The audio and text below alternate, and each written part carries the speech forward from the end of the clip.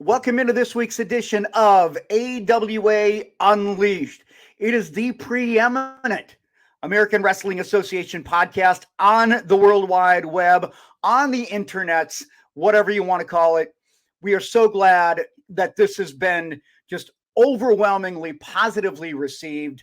And I want to thank you guys from the bottom of my heart for supporting this endeavor on our very embryonic stages. But we have had an absolute blast, and we are just getting started. My name is Chris Tubbs. You can see it right there on the screen. That is my Twitter handle. If you're on the Twitter machine, at CM Tubbs. And I'm just one part of it, right? The six-man tag team champs, I think is what somebody said. So that being said, let's bring in George Shire and Mick Karch. And guys, before I start with the obligatory plugs of where we're at and the shameless, peddling of, and begging for subscribers and everything. Last week, I know it was a show that was very important to you guys, particularly because you guys very good friends with Nick Bockwinkel. But what has from my perspective as an outsider, it has been just extremely well received and overwhelmingly positive. But what have you guys been hearing from last week's episode about your friend Nick? Overwhelmingly is an understatement, Chris. And I think what I've heard more than anything is it humanized Nick. People who didn't know the Bockwinkel behind the scenes, didn't know the little idiosyncrasies and things about his vocabulary, not being able to come up with a word for television without his dictionary with him. I think that's what I've heard most, is that people are they're really excited about what we're doing when we take a look at somebody behind the scenes and give them a more personal look. So that's what I take away from it. And also, Nick was so respected. That's what I'm getting in the emails. I knew that, he was admired and loved by the wrestling fans, but above and beyond. I'd add in there that one of the things that a lot of people did back when Nick came here was he was one of the first heels that received cheers, and it wasn't bad to do it. Before that, you never cheered the bad guys, but Nick had his fans, and all the response, everybody that has responded has been so positive. Thank you for sharing the stories. We loved hearing this story or that story. And one guy told me, he says, I took you to work with me and I was laughing in the car driving.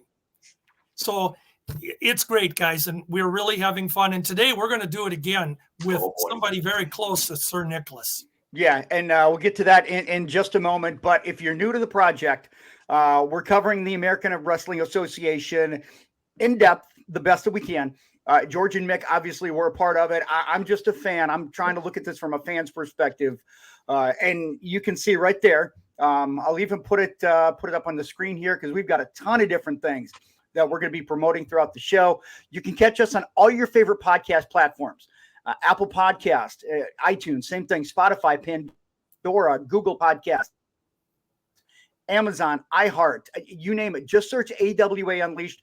And, of course, YouTube as well, because if you're catching us on YouTube, guys, you're going to see some things, hence YouTube, visual, I guess, that you're not going to get on the audio podcast. So that's another reason to subscribe just to us on YouTube.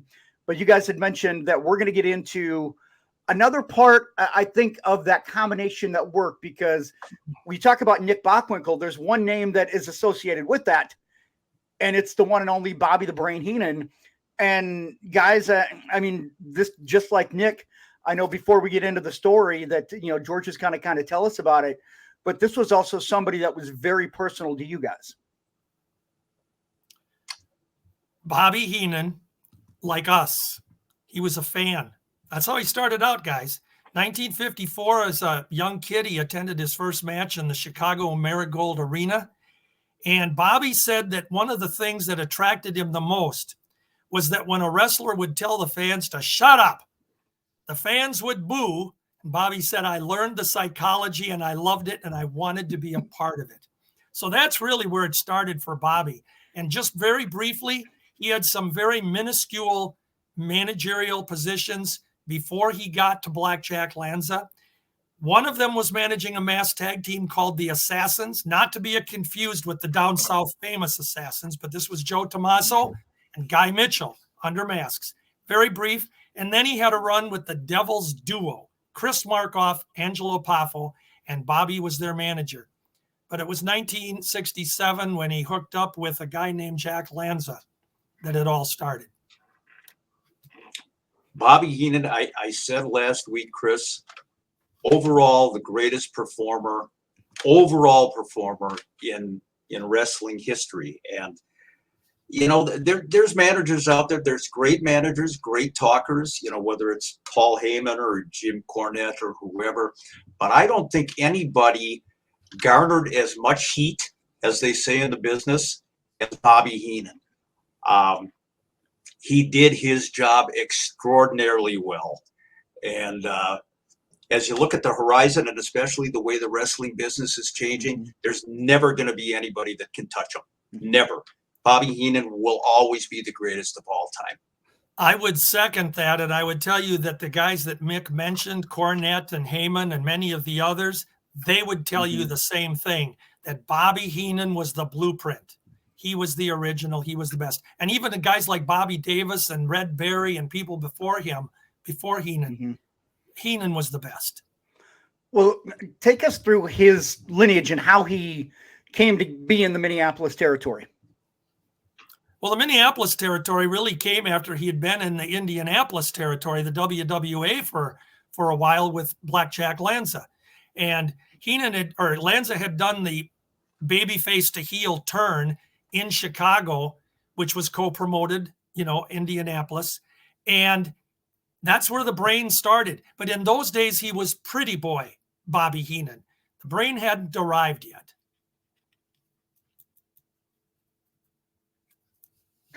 So did he came to Minneapolis? When was the first time that he made his appearance into Minneapolis?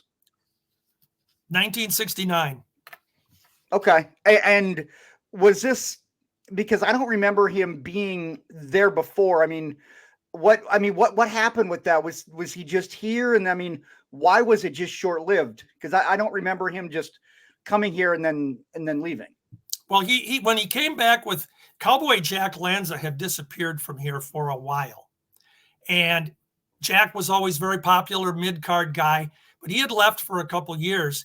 And when he came back, it was touted that Jack Lanza was returning, and our programs hinted that he had taken the heel route. He was now bending the rules and throwing the first punch and that sort of thing. So when he showed up with Bobby Heenan, we saw a new Jack Lanza. There you go. He had the long black sideburns, the handlebar mustache, the black outfit, obviously, and he'd been a white hat guy before that. So this was their first publicity shot. And this was pretty boy Bobby Heenan. And when he came here in 1969, he was pretty much, Lanza with Heenan were pretty much elevated to the top heel status in the AWA. Oh, in my understanding here, George, is that he left for a brief moment. Was there some sort of working relationship with Vern and Georgia Championship Wrestling? Well, that goes many years into the future, Chris. That was in the 70s. Okay. When Bobby was suspended. Wally Carbo came out with one of his famous suspensions that Stanley Blackburn had had enough, and Bobby was suspended indefinitely, all managerial duties. So they even had a telegram on TV to show that, Stanley sent this. Well, here was the thing. Behind the scenes, Vern was sending Bobby down to Georgia to work with Ole Anderson. And they were trying to revitalize the Atlanta territory, the Georgia territory a little bit. Ole was the promoter booker. And so Vern sent Bobby down there. What was interesting is nobody seemed to notice that Jack Lanza also disappeared for that year. But he wasn't suspended. He just wasn't. Everybody was just concerned about Heenan. Everybody just wanted to know where Heenan was at. But he was down in Georgia for a year. And while Heenan was down there, he didn't get mentioned much. But he was down there. He managed Jack Lanza. He had the Masked Superstar. and Killer Carl Cox in his family. Bobby had the most interesting story about Ole Anderson. He said that when he came back, he said his experience down there was terrible. He said Ole had no respect for any human. And he said the guy had a size 10 foot and a size 9 shoe, and he was never happy. So I think that tells you a little bit about the Bobby persona. And we've all heard that Ole's not always the most pleasant guy in the world. I love Ole Anderson. I talked with Ole one time many years ago, and I had a blast with him. But guys have stories. But Ole was a real gem in the business. But Heenan said he didn't like anybody. I do not buy for 1 minute that Ole Anderson was a difficult guy to get along with. Every picture I've ever seen of Ole, he's got a big grin on his face like he's swallowed a coat hanger. You know what, and I know it, Shire. There's no more congenial guy ever in the wrestling business outside of you, possibly. That's kind of on a parallel than Ole Anderson. You know, you were reminded to take your meds before this podcast. Oh my God! See now, right there. I mean, that might be the shot of the week right there. So, was there any concern when Heenan went down to Georgia that he wasn't going to come back, or No. was it always in the works that he was going to come back to Minneapolis? No, it was a total work. Heenan was working for Vern, and that indefinite suspension just worked out. That Vern sent him down there for the year. He was going to come back. Fans didn't know this either, but the Crusher actually went down there. Yes. At the same time. Yeah. So the Crusher was absent from the scene too. But that didn't make a difference because Crusher was in and out. You know, it was like a revolving door with him. He just would take off for 2 months and take a vacation. But he was down there, and he had a little feud with Heenan down there, teamed up with Tommy Rich for a coffee break, and things worked out well. When Heenan came back here, he came back as a surprise manager with the Super Destroyer 2, Mark II, when he bought him from Lord Alfred Hayes. So there was a real coup going on there that the Super Destroyers were broken up, and Bobby Heenan came in and, you know, took Super D number 2, which then turned Super D3 into a babyface by default and teamed up with his lordship, who also became a baby. 2, 3, you know, I'm getting dizzy listening to you. It's like that you're a human Yahtzee game. I didn't create the Super D1, 2, and 20. Vern was learning to count back in those days. It's a 1 destroyer, 2 destroyer, 3 destroyers. Well, you know, Crusher called him super dummy. So yes, he did. Any truth to the rumor, George, that you tried to learn managing from Bobby the Brain Heenan? Well, I didn't try to learn managing from Bobby Heenan. I was doing some managing. This is after the AWA was gone, but I was doing some managing for an independent wrestling group. And Mick Karch was doing the ring announce or the TV announcing for this group.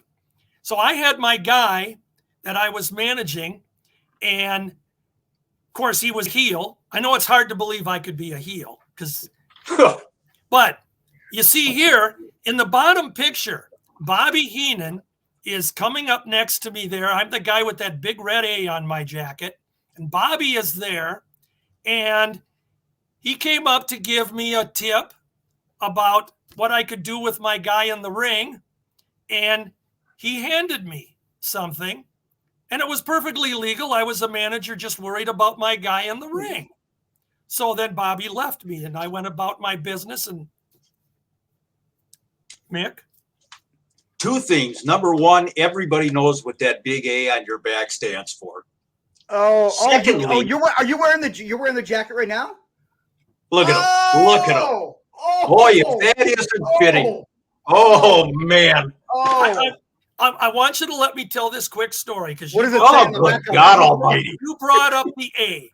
Mm-hmm. I learned from Bobby Heenan that you have to get heat by insulting the crowd, and so I got into the ring the very first time with the A jacket on, and I was the authority. That was my manager name, and I told all of the people in the audience, You're nothing but a bunch of big fat farmers who don't know a darn thing, and you're drinking beer all day. And I am here to bring wrestling back.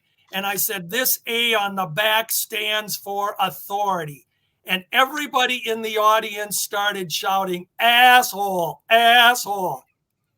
And I said to the promoter afterwards, I said, that's exactly how you get heat, because the A and the asshole was what I was attempting them to get.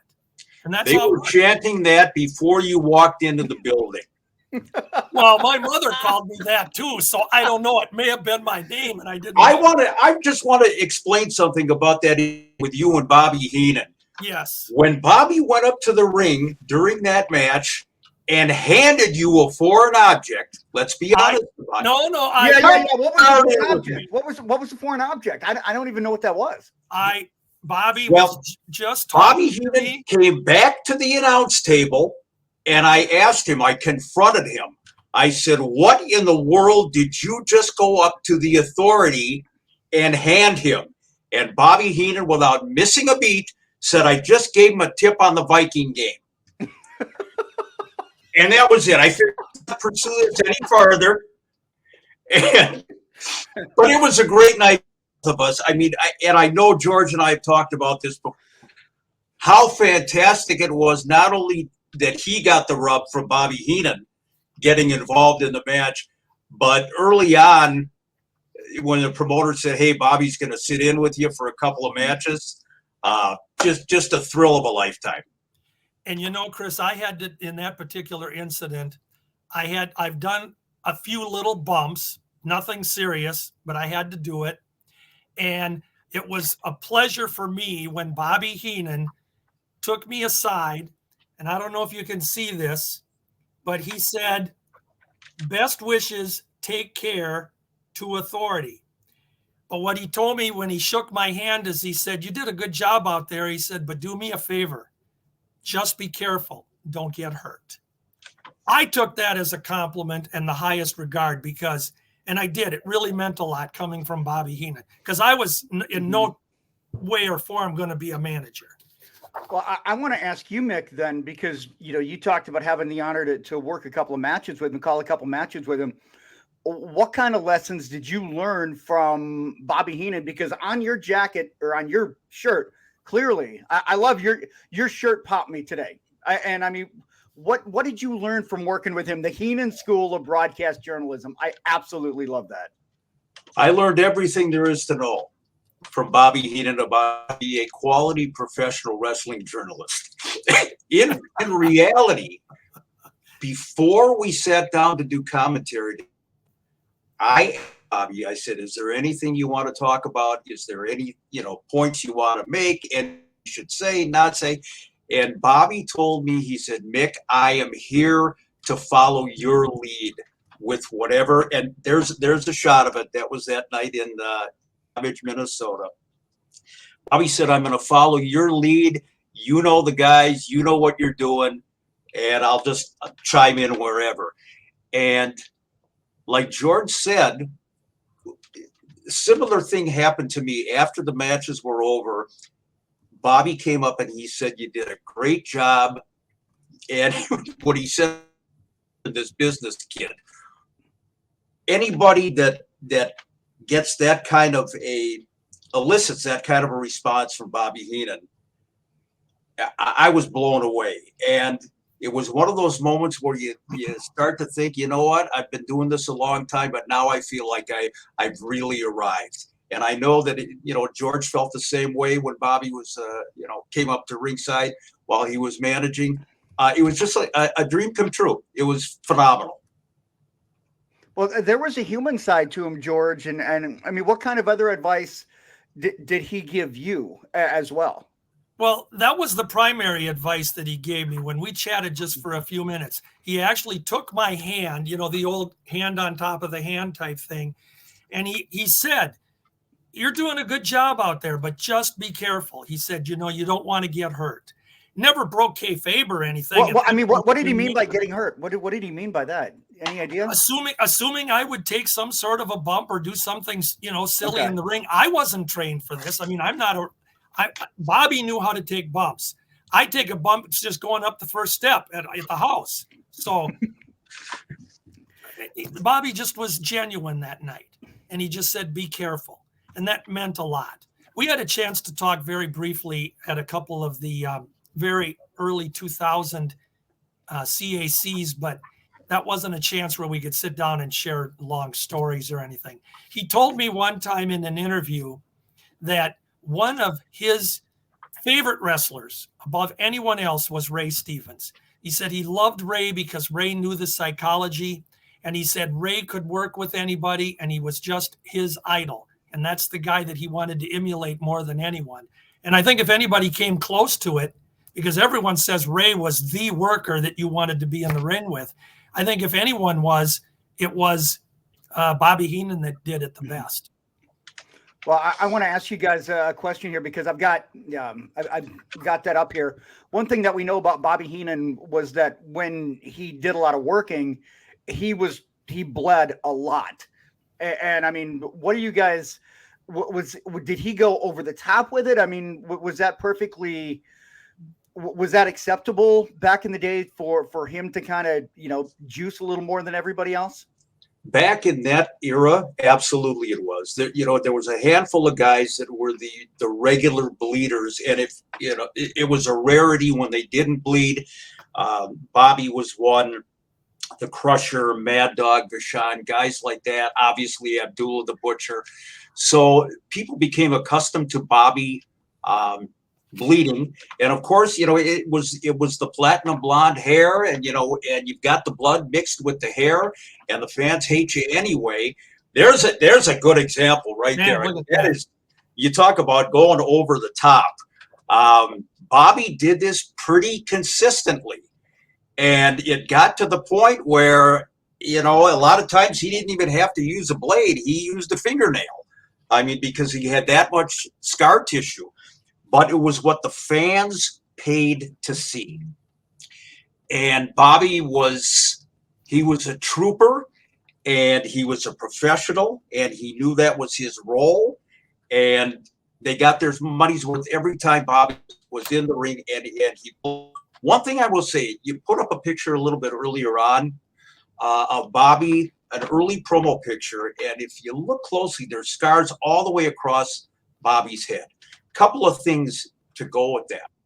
Number one, by that time, Bobby had been, cutting for a long, long time.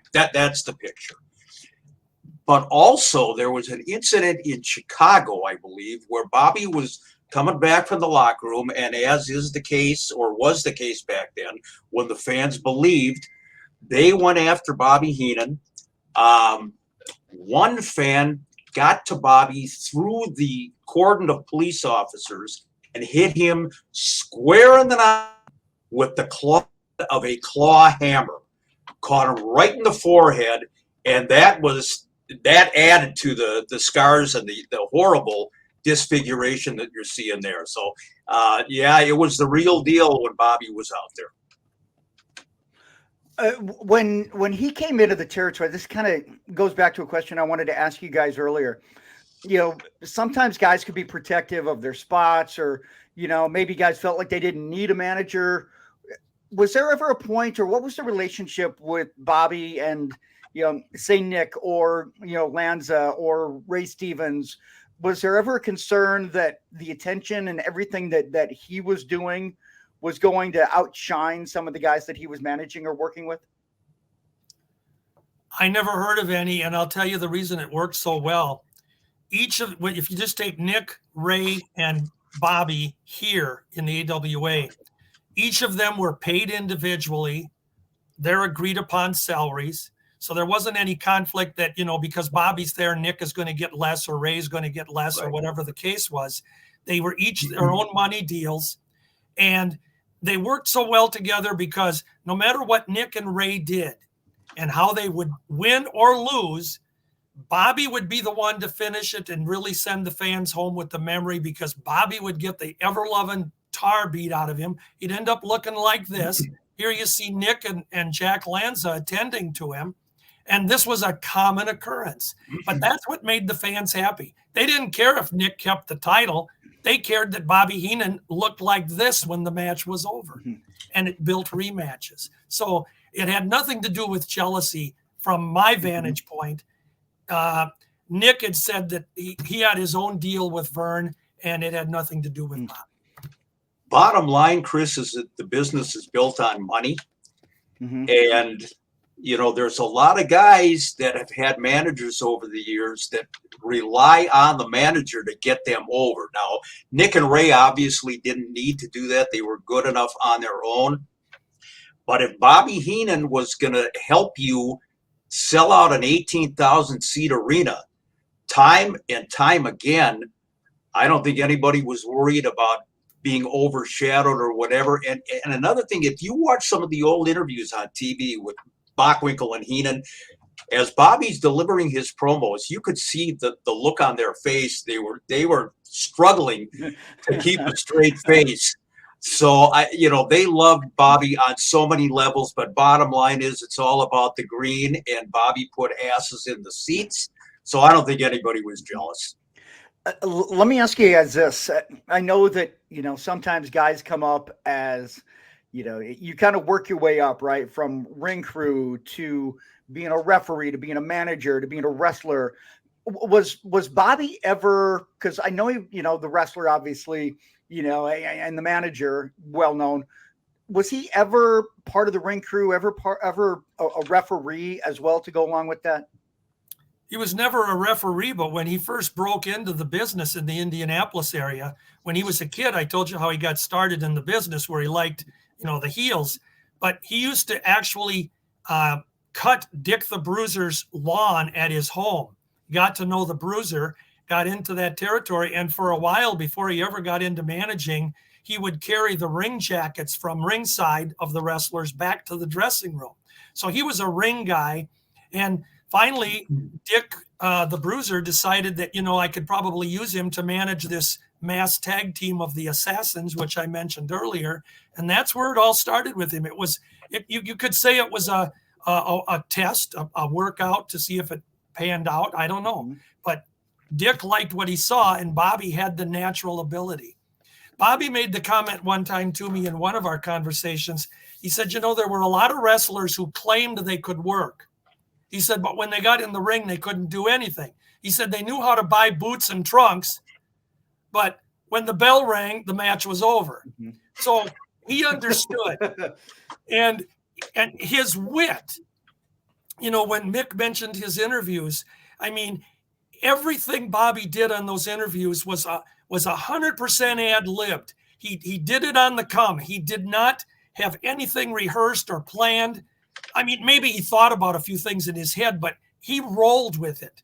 And when he came, one that always stands out to me was the night that he was going to have to, Nick was going to have to defend the title to Nick Bockwinkel on Thanksgiving night. And that was always a big night in the Twin Cities for pro wrestling. So Bobby is furious. And he the dog doesn't deserve a chance. So Bobby is out there with a newspaper. And he's flipping the newspaper on his hand, and he tells Gene Okerlund, he says, what would you do with a dog when he's down? You kick him. And he said, and when he's down, you kick him and you knock his teeth out. Both of them. Well, right there is the punchline from Bobby. And Nick, you can tell he's all but cracking up. And you're right. Mad Dog's got two teeth and you can drive a semi through them. So Bobby was witty, and that's what made it so good. And there's one classic. You want me to go ahead with one more, Mick, or do you want to add something? Oh, go ahead. The classic Bobby Heenan was when Vern Gagne was going to attempt to get the title back from Nick Bockwinkel. And Bobby Heenan is claiming he doesn't deserve a rematch. He doesn't deserve a chance. And that Vern doesn't have the ability to beat Nick. He lost the title. And he's got this magazine that he's holding up. All you see is the Wrestling News magazine. And he says to Gene Okerlund, he said, Vern Gagne doesn't have what it takes. And Bobby Heenan has a new hold that he's going to surprise Gagne with. And he holds up the magazine to Gene Okerlund. He says, what is Vern Gagne going to do when he gets this? Well, what nobody knew was It was a centerfold of a Playboy magazine. And Gene Okerlund was not prepared for this. And he goes something to the effect of, well, Bobby, I agree. I don't know what Vern's going to do when he, and Nick and Bobby walk off. That's the kind of classic stuff. And Gene Okerlund, I sat with Gene Okerlund very briefly at Vern Gagne's funeral. And he told me that story that he had no idea that Heenan was going to put that Playboy centerfold up in front of him on TV. So that's classic. So he's the brain. He's every. How did he? This is kind of off the cuff, guys. How did you ever feel about the Weasel? I mean, how did that come about? And did that start in the AWA? Because I know that thing carried on through years and years and years. The Crusher and then Lord Alfred Hayes both referred to Bobby Heenan as the Weasel. And then, of course, they played off of it with, Crusher would come out with the music box and pop goes the Weasel and so on and so forth. Did Bobby appreciate it? Of course he did. He loved it. He willingly went along with everything because, again, it's money. It's box office. And one of the most brilliant angles they ever did was stuffing Bobby in the Weasel suit. Of course, when he wrestles Greg Gagne, Bobby refuses to get into the Weasel suit after he's gotten beaten by Greg Gagne. Wally Carbo is up in arms and, Bobby's refusing and he's going to be suspended, but he doesn't care. So Greg Gagne, of course, has to resort to putting Bobby Heenan in the sleeper hold, puts him under. And of course, as Bobby's laying prone on the canvas, they put him in that Weasel suit. And when Bobby comes to, he really realizes he's got a tail and paws and he's covered with fur. So, of course, he's going bananas over this. It was an angle that they did in every major AWA city. Bobby would always, I'm never getting into that Weasel suit, But I'm telling you, you talk about Boffo box office. It was incredible. And I don't know where the Weasel suit is now. Somebody said Greg Gagne has it. I don't know where it went. Bishop Shire might even have it in his museum. But one of the greatest angles ever. Well, and when you use that Weasel, how clever Bobby Heenan was. Whenever the fans, when he'd be introduced, they'd be yelling, Weasel, Weasel, Weasel, and he'd throw a fit. Yep. And he'd get on TV and he would say, and I'm sick and tired of having those Weasel suit posters out. I don't want to see them. And, so on and so forth. Well, what the fans didn't know was it was Bobby Heenan that made the posters up and had them being sold at the concession stand. So, you talk about, this was before Vince McMahon ever dreamed of any of his circus stunts. And Bobby had that brain. You want to talk, he came back to the AWA in 74 with Nick and Ray to manage them.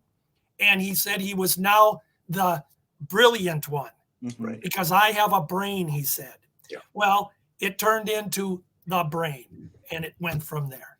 And he told me, he said, when you brag that you're the brain, people figure you're stupid. So he says, when I do something wrong, then I've made them happy. So he got it. And any true professional heel, that's how they knew to work the crowd. Bobby was the best. Here's the thing about Bobby's genius. He could look at the crowd and not say a word. He could respond to the people booing him, and Bobby would look up up to the balcony, and like he's mumbling something. That's all it took for the fans to get all over him. And I always wondered to myself, what is Bobby saying? Is he calling some guy in, Section 21A a jackass? What is he saying when he's doing that mumbling under his breath? So I'm shooting pictures at a ringside one night for PWI, and Bobby is doing that shtick where he's looking at the crowd, and he wasn't saying anything. Literally what he was doing was, and I heard him, and I'm thinking, this guy is getting paid $450,000, $500,000 a year to go, and the people in the audience are going bananas over it. They want to, cut and draw this guy. What did he do, Mick? I've got you full at what did he do? Give me the face again. Wait a minute. Something like that. That's the thumbnail right there. It sounded like Wally Carbo at payoff time.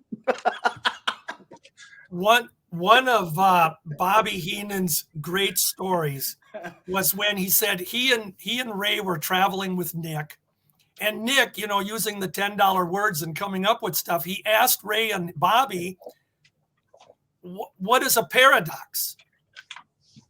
And Ray says, "It's two long dogs."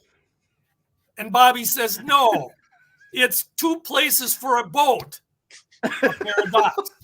So the next day, Bobby says, Nick comes out right away, the first thing, and he says, "Have either of you guys heard about the egg deficit in Guam?" And Bobby says, "I looked at him and said, 'Hey, asshole, we're still trying to figure out paradox.'" Isn't that beautiful? Oh my God. So it was like everything for him, like off the cuff. I mean, did he have like full authority to just go out there and do whatever came to mind? I mean, did Vern have that kind of trust in him? He did. And what was interesting about it is that Bobby could go out and shoot on Vern. And Vern was so used to Bobby being sarcastic anyway that he never quite understood, if Bobby was taking a legitimate shot at him. Yeah. And again, Bobby Heenan, here's one of these guys. He's a major star. He's going to make you money. Let's not script this guy. Let's just tell him what town he's going to be working this weekend. Green Bay, Rockford, Moline, whatever it was. Tell him who the opponent is and let him go out and do his thing. And nobody did it better.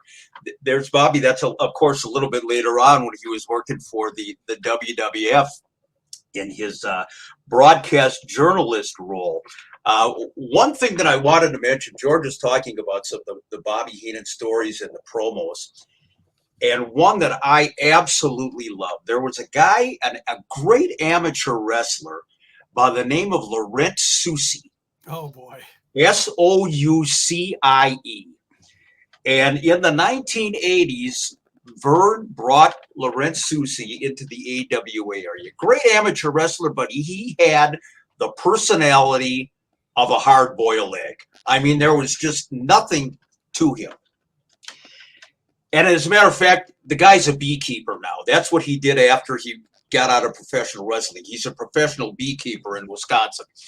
But at any rate, Bobby I believe he's going to wrestle Laurent Soucy.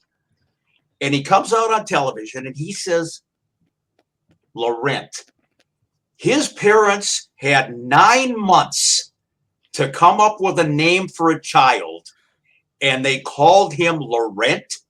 That's the best that they would come up with was Laurent. He says, and you combine that with Soucy, you got Laurent the sissy. And of course, Bobby goes on and on and on about this. And, he's going to take this amateur wrestling punk and he's going to put more moves on him, in 5 minutes than most pros do in 5 hours. It was just tremendous stuff. And, along that same line, there's one time when Wally Carbo announces that Leo Namalini is going to be the special referee, troubleshooting referee for the title match for Nick so that there will be no shenanigans.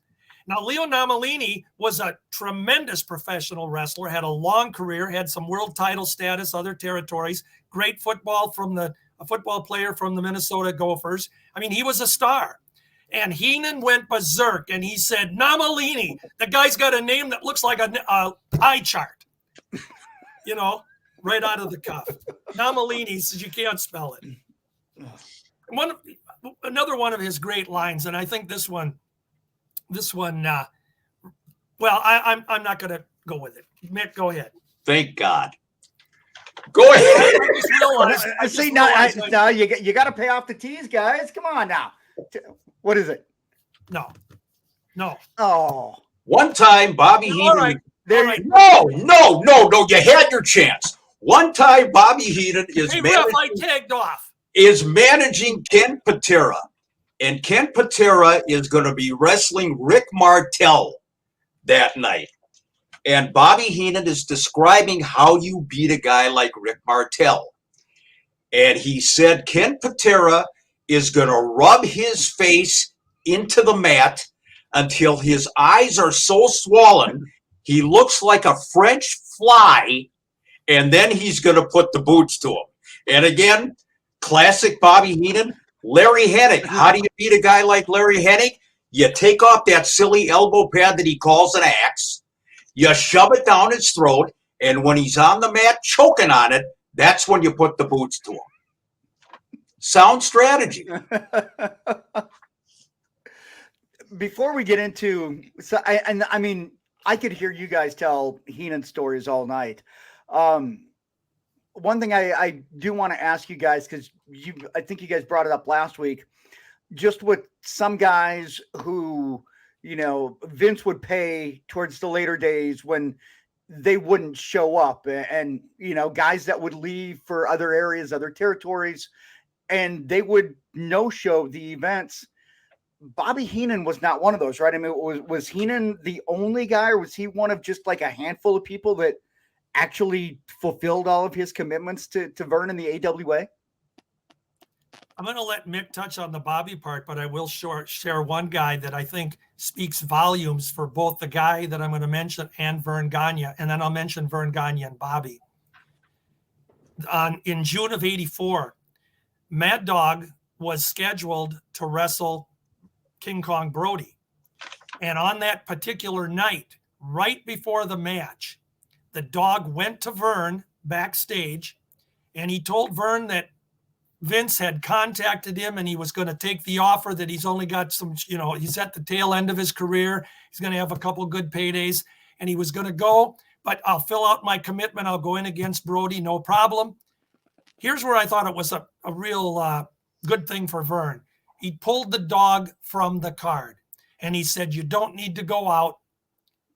Thank you for telling me." The Dog went away, no problem. The thing that's good about that is because Vern could have been ticked, because the Dog against Brody, that's a big match. And it was a big match on the card. And he could have literally told Brody, go kick his ass, you know, and he didn't do it.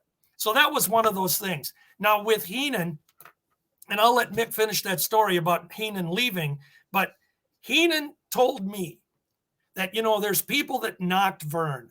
He didn't do this, he didn't do that. He didn't, you know, at the end, they claimed he didn't pay well. Bobby said that Vern always paid well, that he was taken care of. And he said Vern was very strict. He made you do things that you didn't generally want to do sometimes. But as long as you did what he wanted you to do, you got along fine. And he said, I never had a problem. Now, that's the same story that Nick told about Billy Robinson. So if a wrestler can learn what he needs to do to be a success, you see where it took Bobby and Nick. To piggyback on what George said, there's a shoot interview out there with Bobby Heenan where he talks about Vern Gagne. And so many guys blasted Vern once they left the AWA. That's common knowledge. Yeah. Bobby did the exact opposite. Like George said, he knew that Vern was strict, but strict in what way? Vern wanted you to be on time. He wanted you to keep your commitment. He wanted you to be a professional. He wanted you to protect the business. There you see Bobby and the boss, as I like to call it. So Bobby said, I have nothing but respect for Vern Gagne. He was totally fair with me. And it was interesting, too, as we're talking about Bobby going to WWF, or as they used to say, going to New York.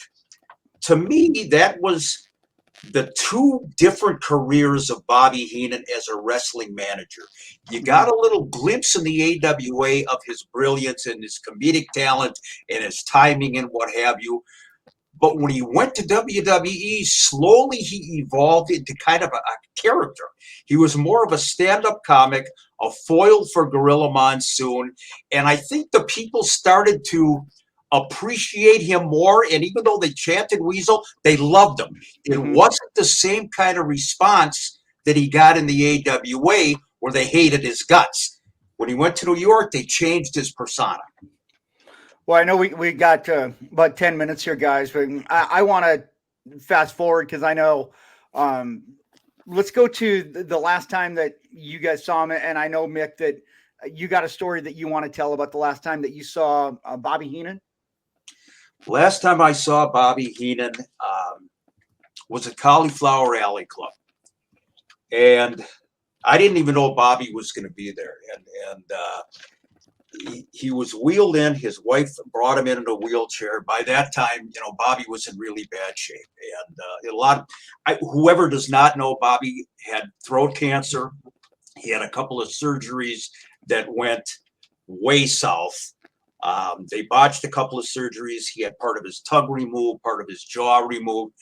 So towards the end, and there you see the picture, that was actually taken at a Heavy on Wrestling promotion up in northern Minnesota with Bobby Heenan. And you can see Bobby's physical appearance completely different. If you didn't know it was Bobby Heenan, you'd never recognize him. But he was going out there. He was making the personal appearances. He was signing the autographs. He was posing for pictures. He went out there despite the way he looked. You couldn't understand him very well either because of the speaking difficulties. But he went out there. Bobby, as time went on, and especially as he was in his latter years, realized how much the wrestling fans had meant to him. So he was kind of giving back. But the last time I saw Bobby at Cauliflower Alley Club, he got in, and it was at one of the banquets, and he was introduced, ladies and gentlemen, here with us once again, Bobby the Brain Heenan. They helped him to his feet, and he got a standing ovation. It was very, very emotional. And how did Bobby Heenan respond? As you would expect Bobby Heenan to respond, he flipped everybody off at the banquet, and that was Bobby's farewell to everybody, was giving him the bird. Classic Heenan. It was a perfect ending and exactly what you'd expect. Well, I know that we've got so many more listener questions, and how about this, guys? I know that we've got listener questions, but how about this? We're kind of gonna book this on the fly, so to speak. In a couple of weeks, let's do a show that's going to be all about questions, all like listener, like a I don't know, like a I don't know, what do you guys want to call it, like a battle royal sort of thing? Yeah, sure. Okay, let's do that, because I know that we've got. I like it. The we got fans have been so good to us, Chris, and with their response, and I think we owe them that to answer their personal questions. So if you got them, send them. Yeah, we've got a lot of questions, and pertaining to Bobby as well. So we'll answer those questions coming up in a couple of weeks. Before we, Boss, can I get 1 minute? Yes. To tell a Heenan story. Yes, absolutely. Bobby Heenan, the referee. Yes. Back in the middle 1970s, Cowboy Bob Orton Jr., Ace Orton, was in the AWA, and he had turned heel. And the wrestlers went to a place called the Holiday Motor Lodge out on Highway 55 in Golden Valley, Minnesota, for their after party. And about 5 minutes into this, I see a crowd of people. They're cheering, they're yelling, they're just berserk. I thought there was a bar fight. So I made my way through, and I see Bob Orton Jr., Cowboy Bob, has a young lady on his shoulders. She's a little bit inebriated, and he's given her the airplane spin right in the middle of the Holiday Motor Lodge bar. Fireman's carry, he covers her for the pin, but there's no referee to count. Okay. Out of the audience comes one Bobby the Brain Heenan. 1, 2, 3. He raises Cowboy Bob Orton's hand. The young lady is giddy. She's laughing silly on the floor. Everybody, Bobby outside, and he proceeds to take a leak on the stairs at the entranceway to the Holiday Motor Lodge. And I said, Bobby, what are you doing? And he said, I'm celebrating the Cowboys' victory. There you go. So George, Bobby actually was a referee at one point, at least for one night. There you go. Oh man. All right, let's go ahead and bring it home. We got something we're gonna do before we get into trivia. Response has been so overwhelmingly positive.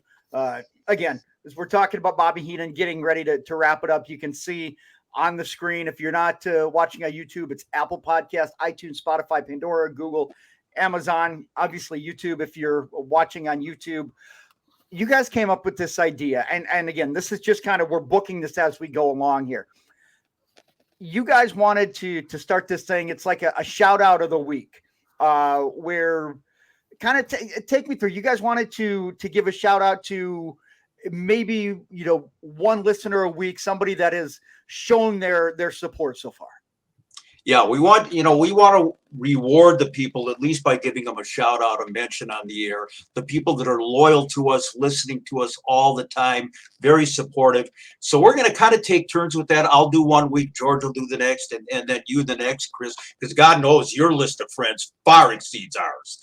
But I want to start out this week by just acknowledging our good friend and a real friend of the wrestling community, and that's our buddy Brandon Dack. His nickname is Diggity Dack, and I don't think there is a more loyal and supportive and dedicated wrestling fan anywhere.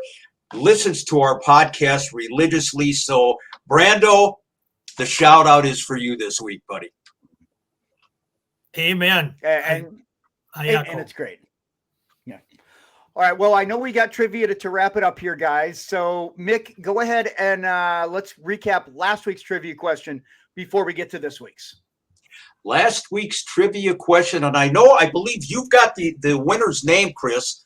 I misplaced it, but I know you've got it. Yeah, it's right there on the bottom of the screen. Tim Erke of Viborg, South Dakota, of the Viborg Hurley School District. There we go. And it was a referee two-part question. Who refereed Nick Bockwinkel's title win against Vern Gagne? It was Paul Pershman, a.k.a. Buddy Rose. Then the wrestler who was related to Nick Bockwinkel, or the referee who was related to Nick in the 1980s, was Bob Warren, who was actually Bob Bockwinkel. So congratulations. And this week's question has to do with Bobby Heenan, our subject of the day. Question is, who was the very last wrestler that Bobby Heenan managed in the AWA before he went to the WWF? That's the question. And I know we've got guidelines as far as deadlines and et cetera, Chris. Yeah, we want to, if you see it, if you know it, and hopefully it's a male because I put man. So if it's a female, I've totally screwed the pooch. And I'm sorry. It wasn't. You're safe. Okay, good, because I don't want the PC police coming down at me. Pronouns, pal, right? Or whatever that is. So I'm see, you like that? So yeah, if you know who the last individual managed by Bobby Heenan before he left the AWA for the WWF, if you know, email mickkarch@gmail.com by January 27th. And I guess as we're getting ready to wrap this thing up, George, yeah, go ahead. I was just going to say, most of the wrestlers we've talked about and we will talk about, they will tell you they hated the word fake, that they didn't like it when fans told them it was fake, and even asked them direct, I think you're fake, or what you do is fake. Bobby Heenan said, when he was asked if it was fake, he said, I never said it was real. The fans said it was fake. I like that answer. Just a very unique way to look at it. And I guess, guys, I want to get your final thoughts on Bobby Heenan. A couple minutes, I guess, for each of you. George, you want to go ahead and go first? Well, I look at Bobby Heenan and I say, for the reasons that I became a wrestling fan way back in 1959, Bobby Heenan ends up being one of the guys that entertained me immensely for a good 15, 20 years. And I always looked forward to his interviews. I was excited about how he was going to handle a situation. He was great to watch in the ring. I liked his interaction with the fans. If anyone was the heel's heel, and as we talked about Bobby being a great manager, he was the greatest wrestler as well. And Nick and Ray and everybody would tell you that Bobby could do anything and the fans loved it. So I think we looked at one of the real geniuses of the business and one of the true legends that probably will never get the accolades he so so much deserves. But Bobby Heenan, thank you. God bless you. You made my life fun. One thing I would say about Bobby Heenan, towards the end of his career, when he was doing some of these shoot interviews, it was more in relation to the breaking of kayfabe and wrestling being out in the open. And Bobby acknowledged it. He basically said, kayfabe is dead. The magic is gone. So kind of a fatalistic look at professional wrestling, but yeah, I understand where he was coming from. But what I would like to say in closing is thank you, Bobby Heenan, for being there when wrestling was magic and for being the ultimate magician of them all. God bless you, Bobby. Amen to that.